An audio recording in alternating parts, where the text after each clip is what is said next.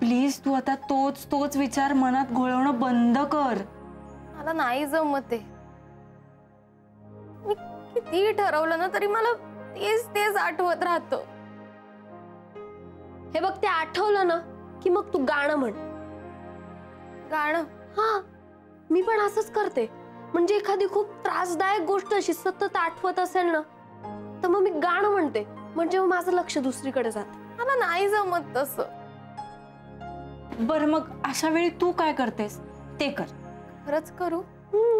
हो सांग, काय करतेस तू?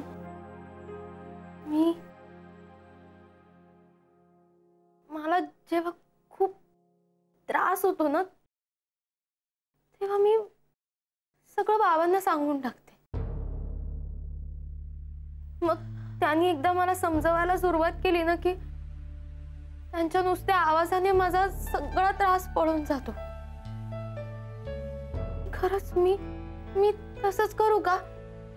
मी बाबांना फोन करून सगळं सांगून टाकते. मी तसं केलं ना की माझा सगळा त्रास नाही नाही नाही नाही. अगं बाबांनाच काय, कुणालाच सांगायचं नाहीये आपल्याला हे घडलेलं. मला नाही सहन होते आता हे प्रेशर. मग रेणुका, ते प्रेशर काकांना तरी सहन होईल का?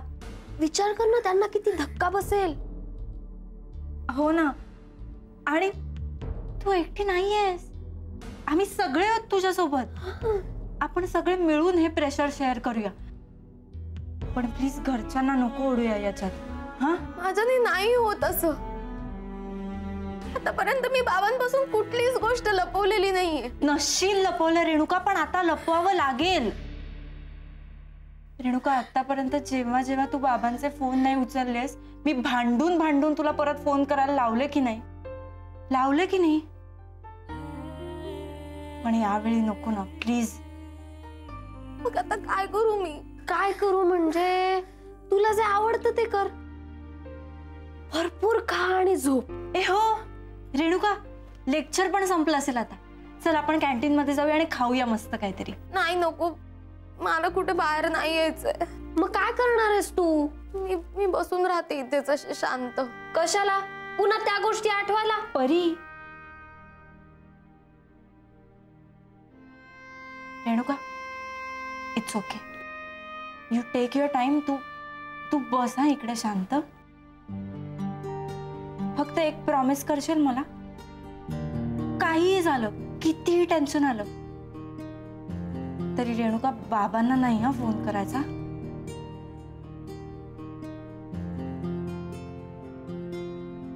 ग्रेट. मग तू बस इकडे शांत.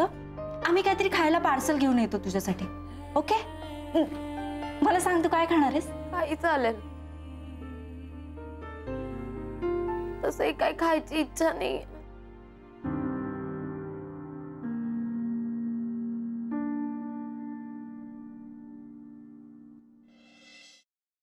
काय आडवडीक चाली, जरा थोडं धीर धरा ना. मग तुमचं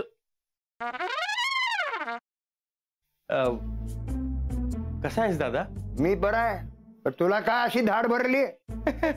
कुठे काय, मला काय झालंय? मी ठणठणीत आहे एकदम. तुला ठणठणीत चोपला पाहिजे.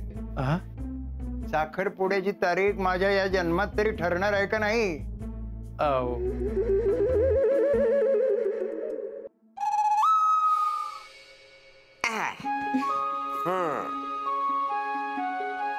कसा वाटता? आम्हाला छानच वाटतंय, पण आम्ही साडीत कशा वाटतोय हे महत्वाचं.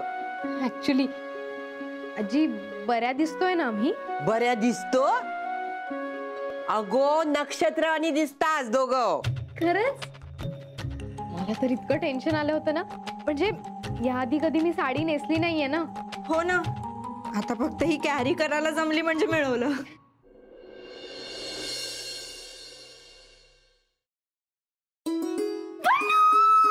पल्लू पल्लू पल्लू, तू बिलीव्ह पण नाही करणार, माझ्या आयुष्यात थोड्या वेळाने काय घडलं ते.